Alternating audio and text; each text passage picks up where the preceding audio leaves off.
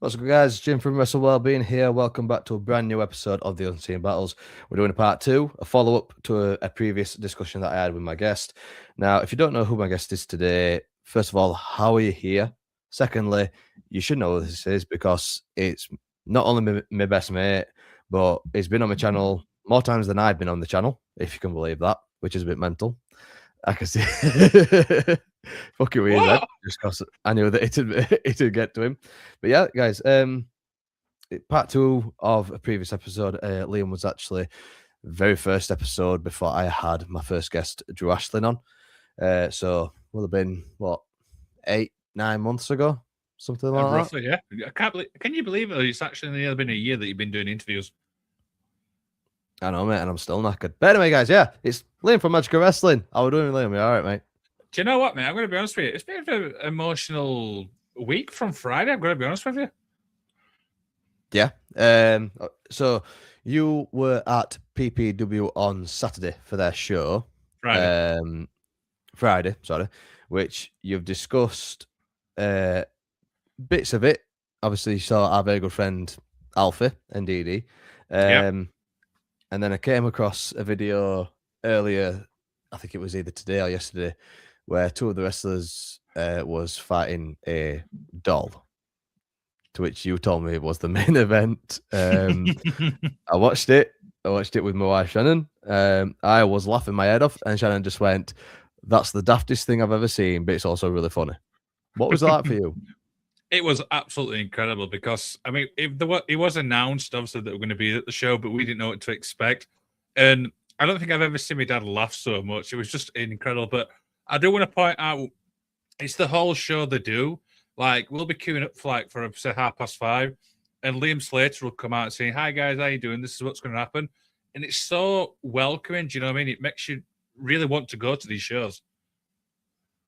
Absolutely, mate. Absolutely. I mean, I've said this to you time and time again. I would much rather go to a UK indie show than a mainstream show. Mm-hmm. It's for me, you just get more value for your money. I mean, we've been to UKW a couple of times. Went to Kingdom Wrestling last year as well. I think the most we spent were about 12 quid, 20 quid, something like that. It's 20 quid. That's roughly about right. Yeah, and I think I mean, speaking for myself, I certainly enjoyed it a lot more than what I've seen on both WWE and AEW, because realistically, I don't watch AEW because I just don't. But I think it's just a lot nicer watching indie shows. What do you think? Mm-hmm. I love indie shows. I mean, the sad news is obviously Wrestling in Newcastle is no longer running. I don't know all the ins and outs. The only thing I do hope is everyone's obviously well, you know, behind the scenes. Mm-hmm. Absolutely, mate. Absolutely. It were really quite a shock to both myself and you when we saw the post that Wrestling in Newcastle, unfortunately, had gone under. Like I say, best wishes to everyone involved. That everything is okay and no harm or problems have come to anybody involved in wrestling in Newcastle. We're not going to speak at length about this, but there's been quite a big controversy recently come to life, hasn't there, over social media, which involves a very good friend of my channel, Mr. Isaac North, and a wrestling company, which we won't name. And then it all just sort of blew up, didn't it, mate? Yeah, I mean, the thing is, I mean, credit to obviously Isaac's obviously allowing people to speak up, but the biggest shock is somebody who I've had on my show, again, I'm not going to name them, to post her experience and stuff like that. And I think that really took me back. Do you know what I mean? Just how open she was. And it just goes to show, man. Do you know what I mean? We really, us as fans, never really truly know wrestlers. Absolutely, mate. Absolutely. Like you say, we're not going to name the person that has posted about her experience, but if that person is watching, she might watch this. If you are watching and you would like to have an episode of the Unseen Battles where you can share your experience at length, where you can talk about everything that happened, please get in touch. I wouldn't be more than happy to have you on. But today, mate, we're gonna do a follow up episode from the one that you did last year, mate. I can't wait. Do you know what I mean? It's like I said. I mean, I don't know what you're going to ask me, and I'm excited. Absolutely bad. So basically, what we're gonna do today, mate, is we're just gonna, like I say, it's just a follow up of the previous episode. So um, I rewatched our episode about 10 times, and I've told you a million times, I hate listening to myself talk, so I kept having to skip forward, just to your answers and everything like that. I managed to get a couple of questions in, so, Mm-hmm. oh, it'll be a decent episode. If not, then we'll just have a good laugh. There you go. Oh, good. Have some fun, aren't we? Absolutely, mate. So, you mentioned, back in 2018, your first episode, you were filled with nerves, bud. Looking back, what was the specific light bulb moment where you realized that talking about wrestling was actually repairing your confidence? It's more like speaking to people you don't know. I mean, that's well, when you think about it, you're speaking to people you don't know. You're at. I think the best thing to summarize for me is you're coming out your comfort zone. You're speaking to people you don't know about something you enjoy. Do you know what I mean? You're learning about what goes obviously into wrestling. Absolutely, bud. Absolutely. So, when you first started getting your guests on, what was the sort of like, what was the one thing that you noticed when you were speaking to these people? Like I was stuttering, you know, like getting nervous of talking constantly and stuff like that. I mean, if I go back now and watch because my first interview was with Sebastian Mercer, you obviously know the guy pretty well, and stuff like that. If I watch that episode now and watch it to where I am now, it's like, wow. Do you know what I mean? And I think it also stems from like where I was obviously in my life at the time. Do you know what I mean? Which we'll obviously get into. So it's a combination of quite a few things, to be honest with you, when I look back. Definitely, mate. Definitely. So, as I mentioned, we've both been to a couple of shows. Well, you obviously go to a lot more shows than I do, but we went to 3 shows in particular last year. 2 were for UKW, 1 was for Kingdom Wrestling. And then we did a show previous to UKW where we went to watch SPW at New Lodge in Barnsley, where it was myself, you, and your dad, and we had an absolute great laugh because it was just us 3 absolutely wetting themselves laughing. One of the first things that I did during, I think it was like during the break of SPW, is I went, "Oh, Rex Heartless is over there." Shout out to Rex Heartless. He just had a match with Jim Madden, who we both know quite well. And I said, "I want to go have a photo with him." And you looked at me like sort of like in a state of shock, in a sort of thing. Like you were like, how's he doing? How's he doing that sort of thing? And then we went to UKW WrestleBration Aftermath. To which I said to you, I bought this camera. I want to do some quick fire questions with some wrestlers. Yep. Again, your reaction wasn't something that I expected from you, obviously talking to people quite a lot on your podcast sort of thing. When I mentioned doing these quick fire questions and then you saw me do them, it seemed as though it sort of like lit a fire under you. Is that fair to say? I think that's 100% agree. Do you know what I mean? Because you're absolutely right. When you went to SPW, because I'm one of these guys at the time where I just like to sit back, watch the show. I won't say critique it, but enjoy it, if that makes sense. And when obviously you did the thing with Rex, I actually sat and thought about it, going, maybe James is on to something here. Maybe I need to like go get myself out there, you know, speak to people like you did. And you're absolutely right. When we did the UKW stuff, I'm like, okay, yeah, maybe camera shy, but this is something I need to do. And obviously I've done so. They're on my channel if you want to go and check them. Absolutely, mate. Absolutely. Make sure you go check out Liam's YouTube channel along with his Instagram that's on the QR code just above my head. Also, I've put his Facebook link in the description down below, so make sure you go check that out too. So, when we spoke to a couple of people at UKW Board, the first person I believe that I spoke to was Ruby Brocco, and then I think it was Ruby Brocco, then had George Hunter, which I forgot George's first name because my mind just went blank. So I really apologize, George, that I forgot your first name. We then had the Yorkshireman on, who had just won the UKW Heavyweight Championship, which you actually got involved with those Yeah. quickfire questions. You then did a couple of your own. What was that experience like for you? Did it sort of like give you sort of like an edge as to what you needed? Yeah, I mean, the first one I did was obviously with Joe Sedgwick, and I think it helped me more because I've interviewed Joe. Do you know what I mean? I've obviously spoke to Joe. I've seen him at Wrestling in Newcastle shows, so there was that like comfortability, if that makes sense.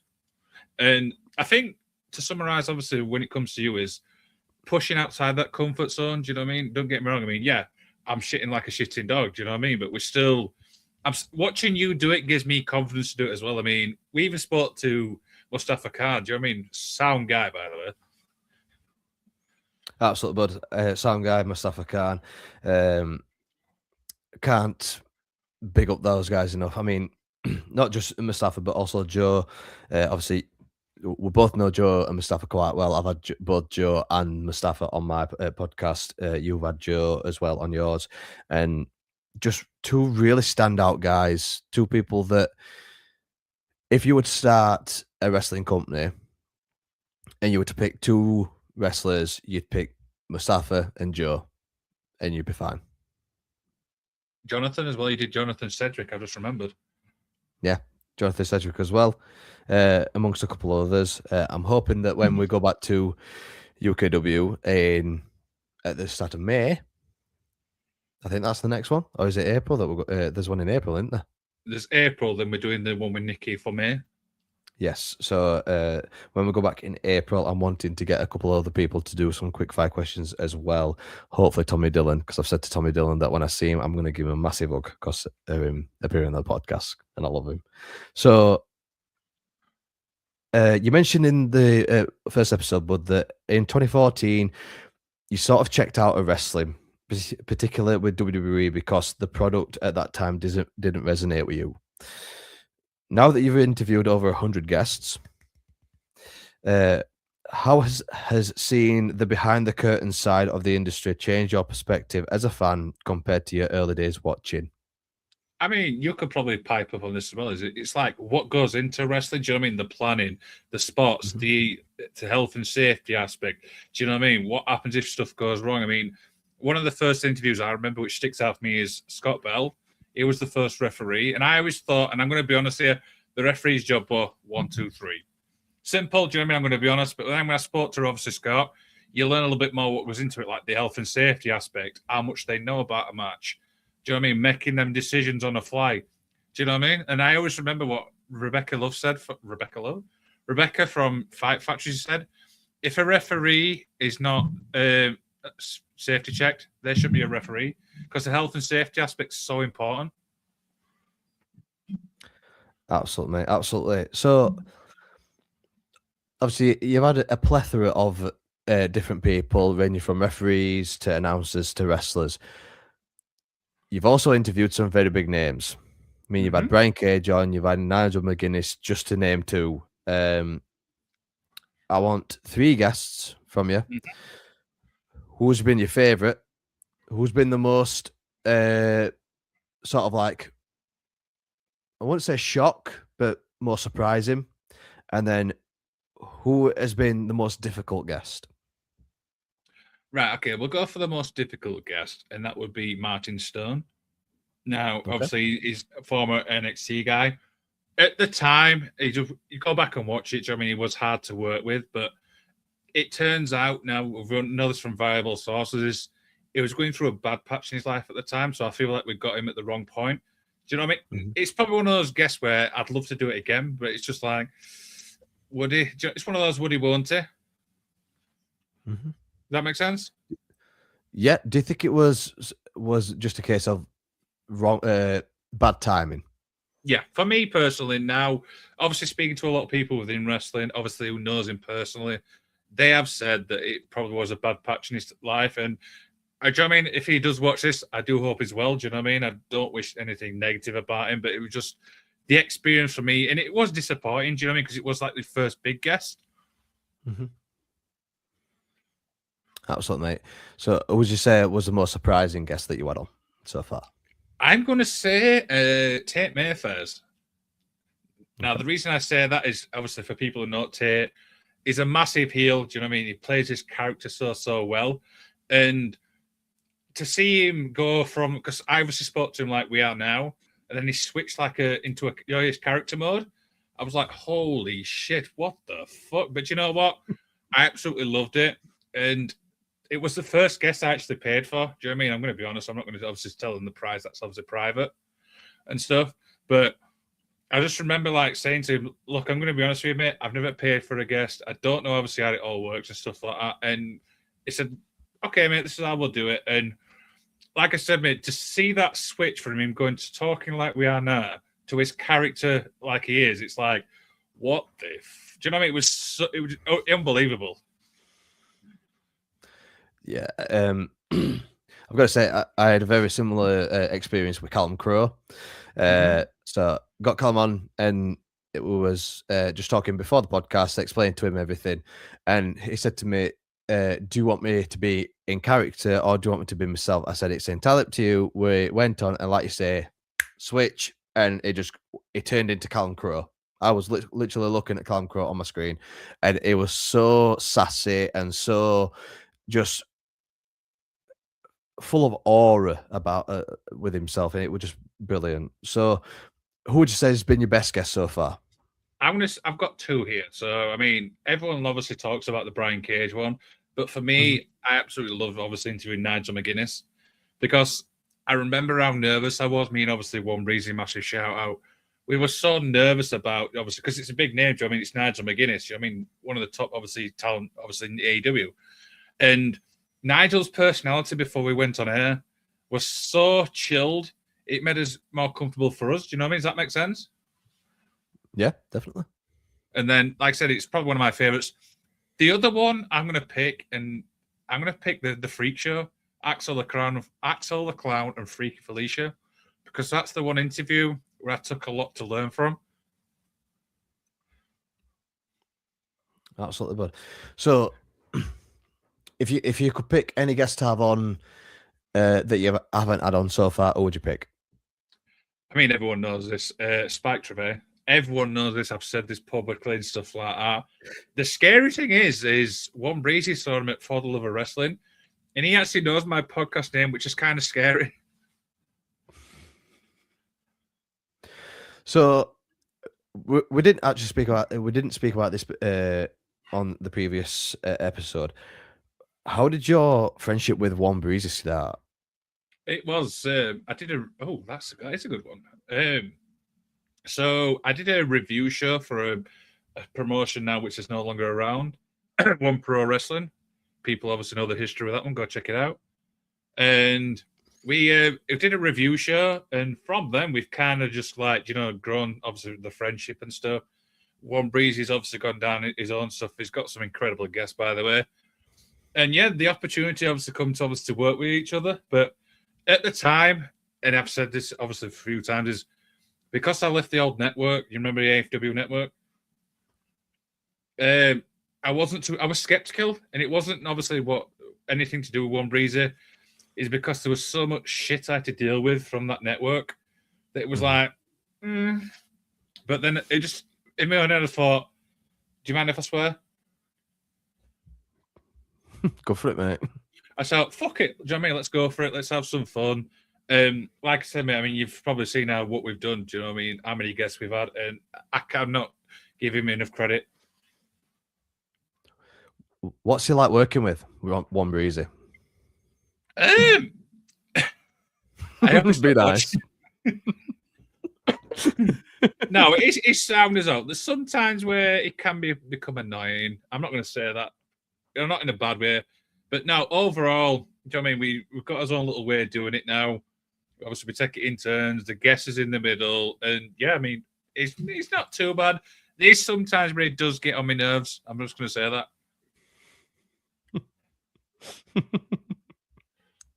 Not like throwing him under the bus. So, Obviously, before I started doing this channel, I appeared on your channel a couple of times with a couple of reviews, and watch alongs and what have you. Now, Mhm. there was a certain person that we had along for the ride for a couple of times, Alec Haney. Okay. How did that friendship start? So me and Haney, obviously, like a wrestling prediction league. Now that kind of ties in when we talk about the mental health side. We obviously grown obviously really well. We start, and he's in Scotland as well, so he's not actually far from me. But yeah, we kind of just obviously stem from there, and we just talk and talk. I haven't spoken to a lot recently. I mean, obviously, I know he's got obviously stuff going on, and I do hope as well. But yeah, basically a wrestling community. That's something, mate. Shout out, guys, to One Breezy and Alec Haney as well. Haney, if you are watching this, mate, we hope that you are well. Breezy, all the best to you as well, mate. Absolutely love your work. So when we went to UKW's WrestleMania Aftermath last year, there Mm-hmm. was two people in particular that we met. You'd obviously met the one of the people in particular a couple of times.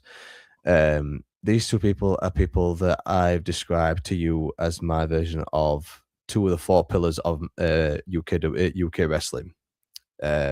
Our very good friend, Mr. Wrestling Jeebus, and John Winnicky. So, for anyone that doesn't know who John Winnicky is, Or War you Breezy. are all One Breezy. You are missing out on a treat because they are two of the nicest people and most talented people in the UK wrestling industry community as a whole. Not only One Breezy for his shots, but also just his camera work and his wit and everything. Nicky, obviously, I think when we're You can hear walking Nicky down to before you can see UKW, it. you can hear him before you can see it. That was the first thing that we said. But like I said, two of the nicest, warmest people that you could meet. So, I mean, me and you spoke about Breezy and Nicky a lot of times, Liam. If you could describe those two in 5 words, what would you say? I can't. Do you know what I mean? I don't think 5 words is enough. I'm being honest. You know what I mean? I feel the thing is, obviously, like I said, with Jeebus, I mean, his reels are so good. I mean, he's set a bar which is like, holy fuck. Do you know what I mean? They're that Mm, good. And I always remember what Ref Kate said to us. It's free advertising. Do you know what I mean? For the wrestlers. absolutely, mate. And what I love about Breezy is that it doesn't expect anything in Keep saying return. breezy It's and it's still, Jeebus. yeah. The thing about Jeebus is that it doesn't expect anything in return. He's not. He still pays for tickets. He still pays for stuff. He does Travels. everything off his own back. I mean, there's not a lot of people that do that. Yeah, I think that's fair. So we're gonna do a quick word association. So I'm gonna throw you out a couple of names. I want you to give me a one word or one phrase answer. Okay. You ready? Yeah. Joe Sedgwick, Oh, Joe Sedgwick. Funny. Mustafa Khan, Legend. George Hunter, Remarkable. I mean, see what he's done. Evan Bishop, Annoying. Young Horace, Oh, Jesus. Underestimated. Sebastian Mercer, Oh, uh, machine. referee Katie. Oh. I can't pick one word just for K. Do you know what I mean? That is impossible. Can be a phrase. I'll. I can't even describe Katie in like a phrase. You know what I mean, she's so lovable. All right, okay, then I'll give you it. If you're really in a, I didn't even just spit then. If you're in a really sad mood, go and chat to Katie for 5 minutes. I guarantee you'll be happy by the time you've done. Lunatic Louise, Oh, I mean, powerful. Do you know what I mean? Because obviously, what he's obviously had to go through. yeah, Last one, Isaac North. Tall. It's funny you mentioned that because Lewis Johnson turned around and said to us, "There's like a big cat." Don't look at me. I didn't write it. Oh, I didn't say it. Fair enough. Not what I was expecting at all. So, but back to the questions, mate. You spoke on the previous episode, and you mentioned the alt channel that you were a part of. You spoke about the toxic side of the wrestling community. Mm-hmm. As a creator, what active steps do you take to ensure that Magical Wrestling remains a judgmental free zone for fans with controversial opinions? So obviously, I think the best way to describe that is why I left obviously the AFW network. One of the reasons is AFW wanted to be AEW heavy, everything about AEW and stuff like that, and that's all well and truly good. But for me, obviously speaking to as many people as we have done, and you probably can pipe up with this as well, is there's two sides to every wrestling thing. Do you know what I mean? Not all wrestling is great. Do you know what I mean? There's not just AEW, there's WWE, TNA, and stuff like that.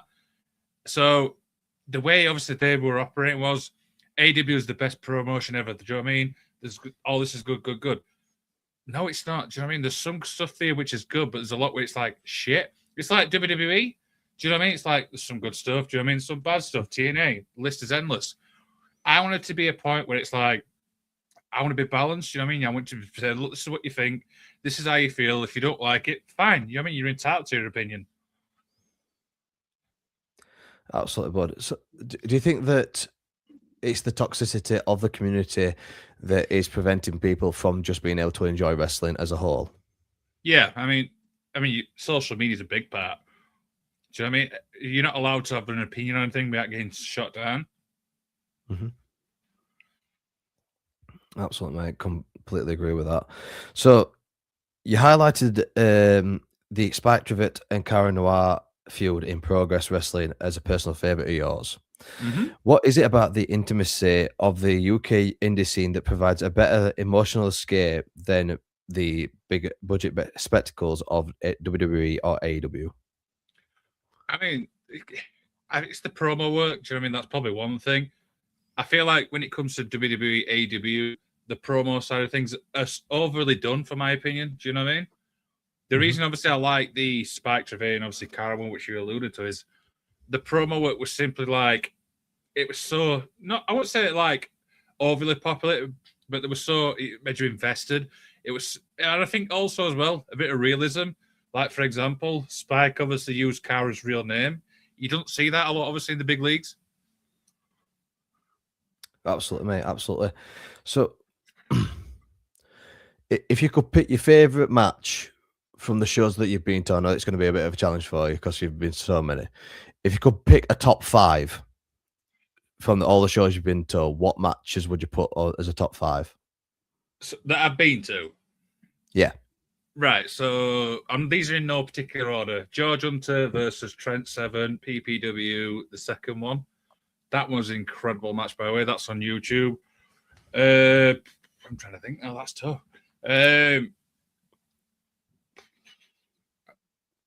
God, there's been quite a few shows, so that's going to be hard. Spike Trivet versus Harley Hudson from Tidal. That's another one.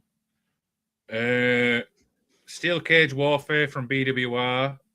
That's probably my number one. That was an incredible match. Shreddy versus Brady Phillips for the title at Wrestling in Newcastle. That's going to be up there. And I need to pick a women's match because I feel like I picked all many and it's really bad. I need to think. Women's. I'm going to say the 5-pack challenge from UKW when I first went there because Leonie Rose was the champion at the time. Okay, mate. Fantastic. So, last question, but before we get into mental health side of things. Mm-hmm. We are massive fans of a particular wrestler that was, as I alluded to earlier, my first guest, Mr. Ashling. Now, I've been in touch with Drew recently. Says that she is back training either next week or this week. If you were to have the pen who would you have her return match be against? What would I have a match again? Do you know what? I'm going to say to someone who we've actually interviewed as well. I'd have it against Freya Rose. Yeah. Yeah, that'd be one hell of a match, mate. I'm not gonna lie. There you go, Freya Rose. Book it. Book it, John. So, mate, are you ready to get into mental health side of things? Let's do this. Obviously, guys, as you know, if you've been on the channel before, you know exactly the type of things that we're going to talk about here. It's obviously going to be an extension of what we spoke about in the first episode. If you've not watched the first episode, pause this, go watch the other one, then come back and really watch this. Obviously, a lot of links in the description for charities that help with mental health, but not only mental health, as well as suicide prevention and addiction charities as well. So, mate, we'll be back in 2 seconds. Okay.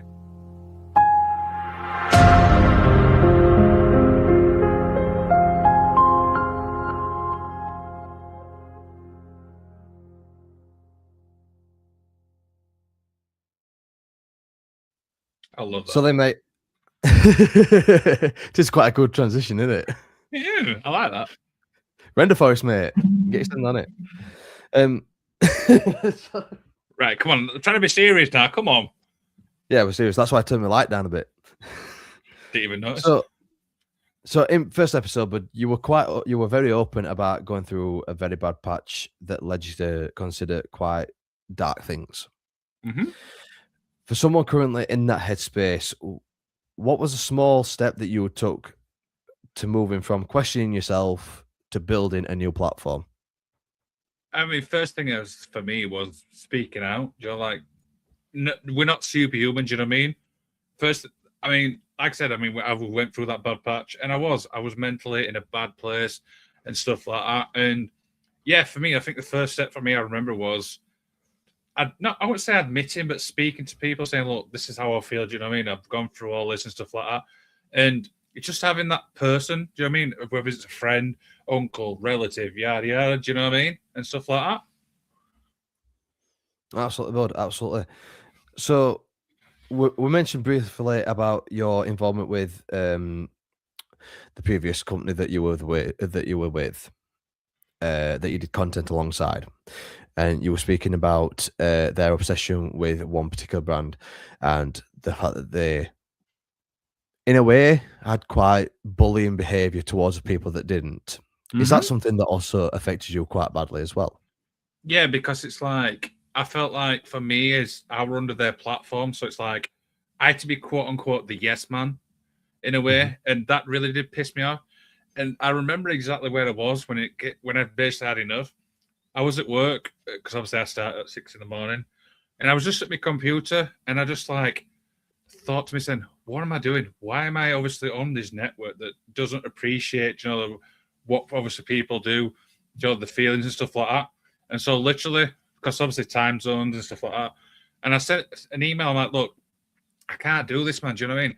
I can't be part of a network where this is your narrative. Do you know what I mean? That you only want to be AW heavy. It doesn't work for me because it was annoying me. Because obviously I was doing interviews as well." What was the response, if you don't mind me asking? A few effing blinds and stuff like that. Do you think that is obviously quite a narrow-minded mindset to have for a network that wants to obviously better in realistically wants to better the community in its entirety? I mean, for me, all you got to do is ask how many people's left that network, how many people stopped watching their shows and stuff like that. I mean, that speaks for itself. Do you know what I mean? Definitely, mate. Definitely. So when you sent that email and you told them that you were no longer you didn't want to be part of that network anymore, was there a sense of relief? Was there a sense of like weight had been lifted off your shoulders at all? No, the relief for me was when I started to build the new channel up, and we did his first show, on his own network, on his own YouTube channel. We were like, oh shit, do you know what I mean? We can say what we want and not get judged. You know what I mean? We can basically be who we want to be. Mm-hmm. So, so when you started this channel, what was your initial mindset of what you wanted this channel to be about? The fans, do you know what I mean? The wrestling fans, the wrestling people, stuff like that. I mean, when you look at the people who obviously I've interviewed, like I said, yeah, you can take out the big names. There's some incredible people there. I mean, one of the things I got criticised for from the old network was they weren't the big names. You know what I mean? They weren't the Brian Cages, they weren't the Nigel McGuinness, etc., etc. But the way, obviously, I've obviously thought about stuff is it doesn't matter for me whether you've got a year's experience, 2 years, 3 years, 4 years. You've all got stories to tell. Do you know what I mean? You've got an experience and stuff like that. And there's been some people who's come to my show who's never done podcasting. Do you know what I mean? He's never obviously spoke to like we are now. And they are nervous. Do you know what I mean? They generally are nervous and stuff like that. But by the time I'm off the air, they'll say, I fucking love that.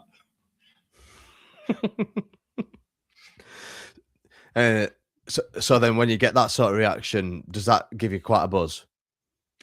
It's more of a happy feeling because it's like I've given it obviously my all. I've made them feel comfortable because that's something I really take obviously serious. Is I want them to go away going, oh, he's made me feel comfortable. Do you know what I mean? He's made me feel happy. Do you know what I mean? He's not like rushed about anything. Do you know the stuff like that? Absolutely, mate. Absolutely. So you talked about how people only see the happy person in front of the camera, but they don't see the overthinking that happens at night or when they're alone.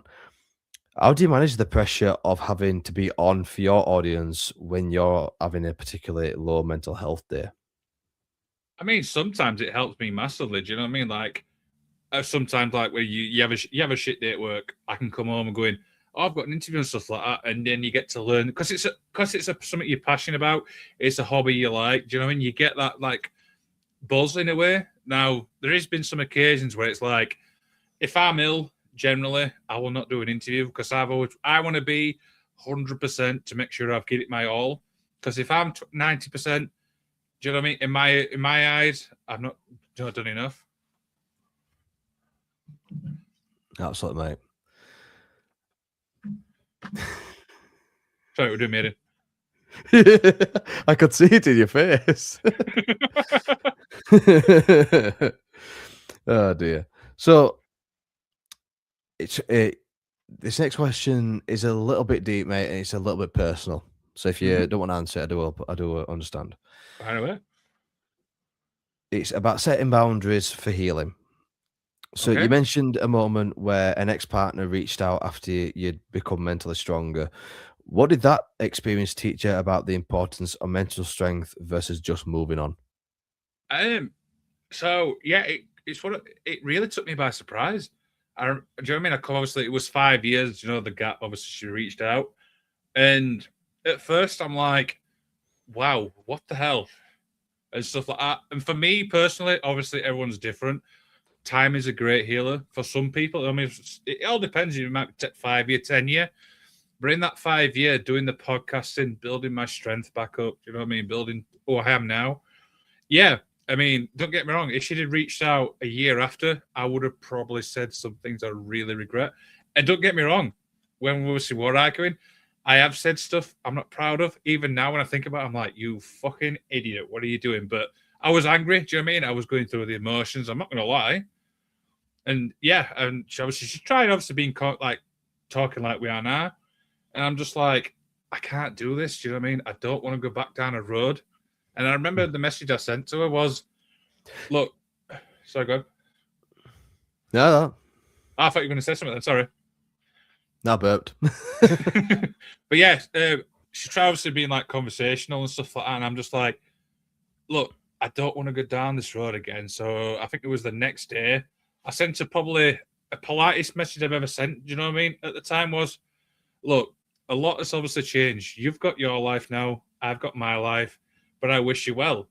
And stuff like that. And then when I sent that message, I'm going, damn, I have changed in 5 years. I mean, the things that you've told me that you wanted to say to a number of people, mate, that's very tame for you. It is. Do you know what I mean? And this is obviously the podcasting thing, which has obviously helped me. Definitely, mate. Do you think that obviously speaking to a number of people um, from different walks of life, different experiences, do you think that that has also sort of like trained you on how to control emotions in a certain way? I want to say yeah, because it's not something I've actually thought about. Do you know what I mean? Stuff like that. Yeah, I mean, Mhm. because like I said, you're learning because obviously people see like I'll give you an example, Lana Roston and stuff like that. Who obviously I've had the privilege of interviewing. People see the characters, you know what she's like as a person. I mean, she's an incredible character, by the way. But obviously, I got to see behind the scenes. You know what I mean? What she's like and stuff like that. And it's great to see that these people are like, just like us, normal people. And I feel like that gets lost between fans. Yeah, definitely, mate, definitely. So when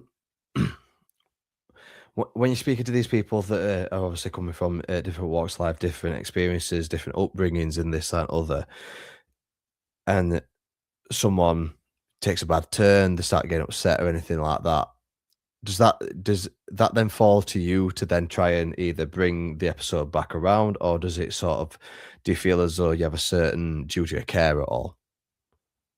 So the one of the things obviously I take into consideration is some things they might not want to talk about. So at the start of every show, I say every single time, I say this as obviously at the time it was live. We'll obviously get onto why it's pre-recorded. I said if there's anything we discussed in today's show, you're not comfortable talking about it, right? You just say next question, we move on. There is occasion where people's like next question, but a lot of wrestlers are quite open. These occasions where they're Mhm. like, right, I don't want to talk about this. There was a wrestler when I first started where I sent her the list of questions and she took so much of it out. I'm like, oh, okay. But like I said, each person's different. And there is sometimes where they do get emotional. And it's all about question placement. So if they're talking about, obviously, bringing something as an example, you don't want to talk about something completely stupid. You're going to try and, it's all about balance. Mhm. That's what, mate. That is definitely something that when I first started this channel, that you were basically coaching me on, sort of thing.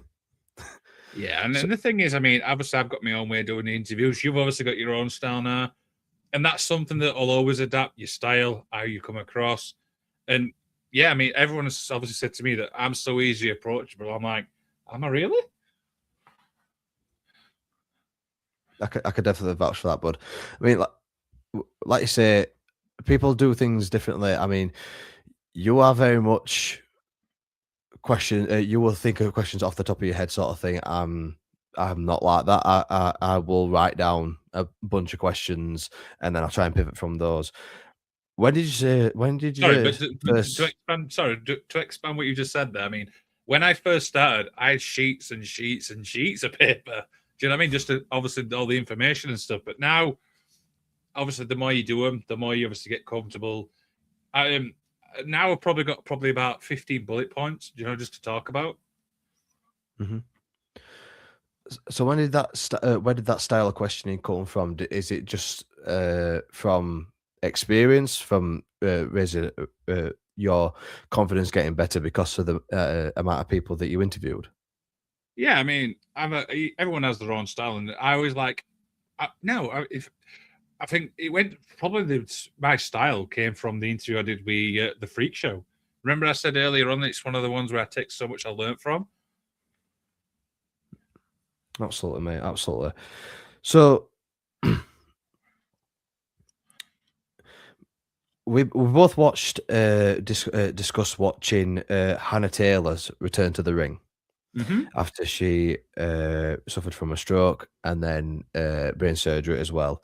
Uh, said that we both agreed that it were a very emotional watch. Obviously, myself suffering from Bell's palsy. Um, do you feel that seeing wrestlers overcome physical and mental trauma gives you a blueprint for how to handle your own unseen battles at all?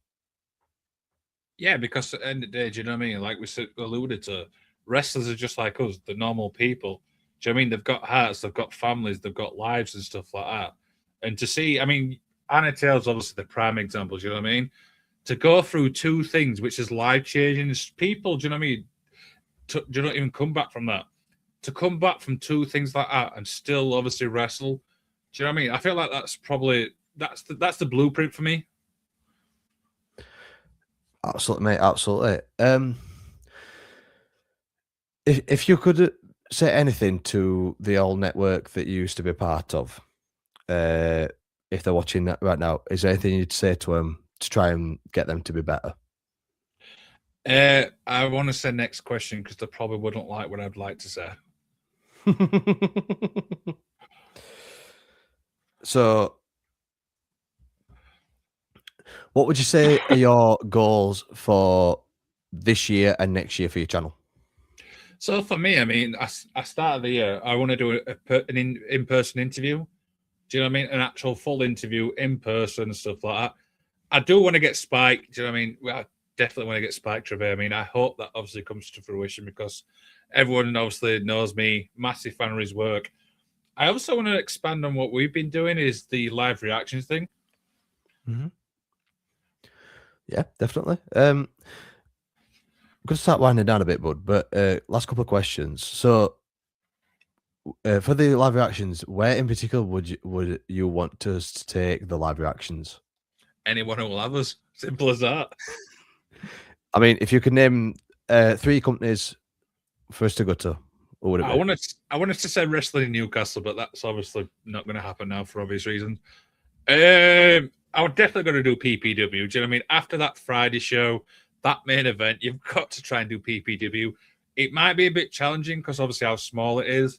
And probably the 2 main shows, Rev Pro or Progress, if that could ever happen. Absolutely. I'd like to throw one out there if it to be possible. Probably Salford. Salford, they always sell out too quick. It's weird. Just because obviously quite a lot of people that I've had on, that we've had on both of our podcasts have been on. One person in particular is Dotson. I'd love to go and meet up with that guy. I've had Jensen in Alpha there as well. I believe she is. So anyway, mate. So last couple of questions, bud. When you finally hang up your microphone and your headphones and decide that you want to leave, that you want to quit doing your podcasting, what do you want your legacy to be? To know that I've gave, you know, people who didn't get the opportunity to speak on a podcast, you know what I mean? For them to go away going, wow, that guy was really, really good. You know what I mean? He made time for us. He made us feel so comfortable. And then the second thing is, I want him to look at my podcast going, oh, this is great that he's interviewed the big names, which we've alluded to, but he's also made time for, you know, for people like us. Absolutely, mate. Absolutely. Last question, bud, before we end it, mate. I've I started asking this question. I think it was with Remus Kane. I might have been one after. I changed it from the one last year. So the one last year was who's on your Mount Rushmore. Now it's who is on your War Games team. So it's you and 4 other wrestlers. And I want you to pick only UK wrestlers. UK talent, okay. So obviously I'm one of them, so I'm getting rid of 3, yeah? It's 5-on-5, so it's you and 4 others. Okay. I'm going to choose Lou Nixon for one. I mean, that guy, do you know what I mean? I've seen him obviously at Rise and stuff like that, and he takes no shit. I feel like he'd go to town with absolutely anybody. Yeah, Lou Nixon's up there. I'm going to say tag team. I'm going to say Reese and Rogan, which is obviously my favorite tag team. Stuff like that. Do you know what I mean? Incredible guys and stuff. I've had the privilege of speaking to both. Can I pick a woman? You can pick who you want, mate. It's your War Games team. Who should I pick? Who should I pick woman-wise? Do you know what? I'm going to pick Rio, the UK talent Rio, because she's done incredible stuff. And yeah, that's my War Games team. Lou Nixon, Reese and Rogan, and Rio. You got one more. Ooh. That's tough because there's some incredible people joining the UK.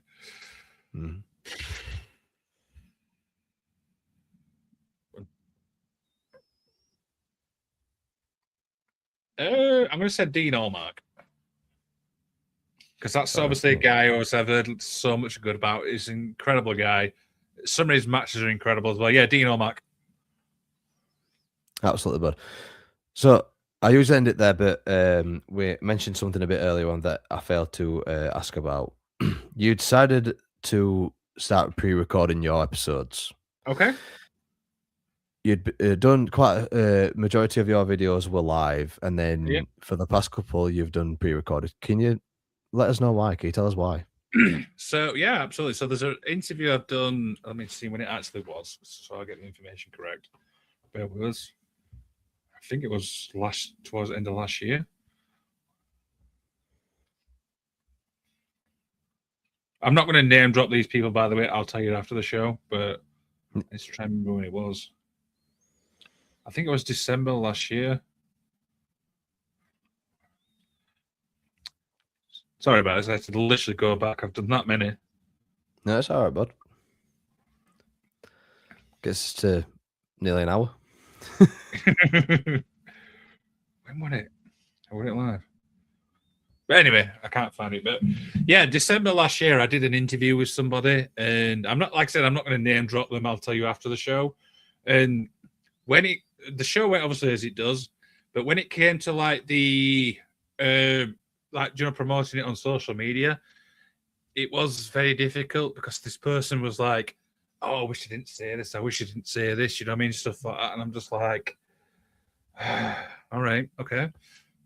So at the start of the year, I thought, you know what?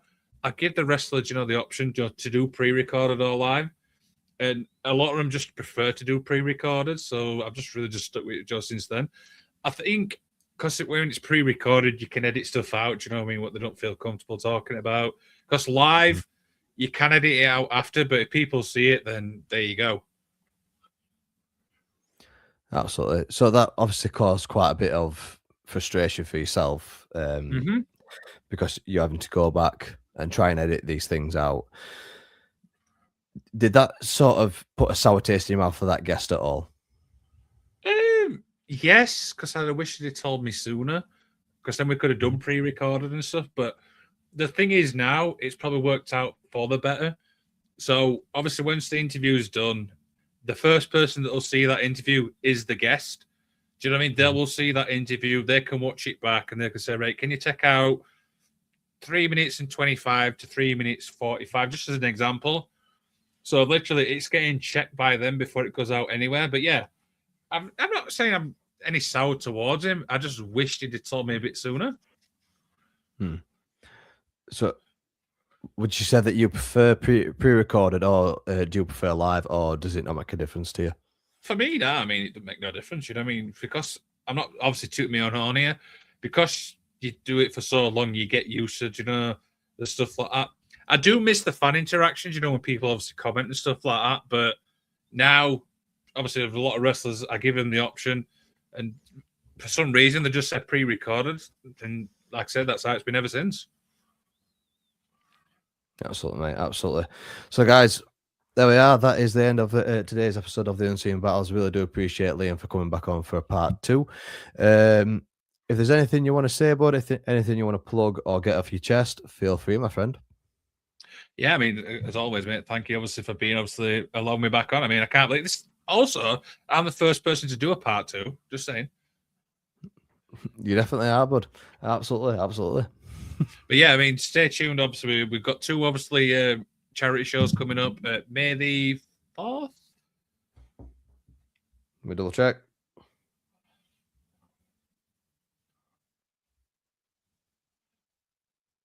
May. God, you're making me look now.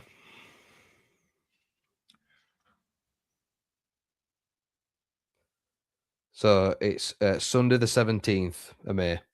Yep, and then of course we've got the one for Tommy Dillon on November or something along them lines. 7th of November. There you go. So that's 2 charity events we're going to be at. I've got obviously interviews in the pipeline. Stay tuned for that. And also, if any wrestlers obviously watching this wants to come on the show, because we've obviously had that recently, reach out. Do you know what I mean? Just say, hey, obviously I like your stuff. I want to come on. We'll get you booked in, stuff like that. We'll have a chat. Simple as that.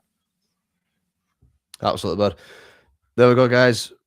So, as I say, make sure that you check out Liam in the description. Also, check out the link on the QR code just above my head.